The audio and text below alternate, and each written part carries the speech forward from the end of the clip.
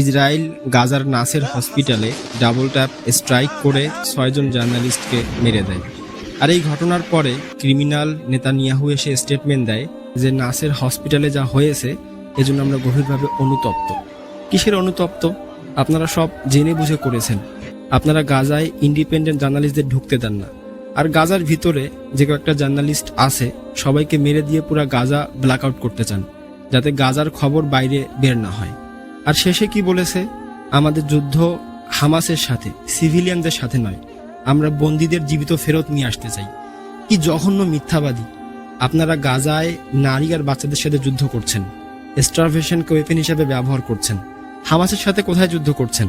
আর Hamas তো কবেই বলেছে, এই আর্টিকেল দেখুন, এটা ইসরায়েলি নিউজ পেপার, হামাস যুদ্ধ বন্ধ করতে চায়, কিন্তু নেতানিয়াহু চায় না। হামাস বলেছে যুদ্ধ বন্ধ করো আর তোমাদের হস্টেজেস নিয়ে এখান থেকে চলে যাও, কিন্তু ইসরায়েল যেতে রাজি নয়। ইসরায়েল চায় পুরা গাজা দখল করে নিতে, গাজার লোকদেরকে এথনিক ক্লিনজিং করতে, ইয়া কনসেন্ট্রেশন ক্যাম্পে বন্দী করে রাখতে।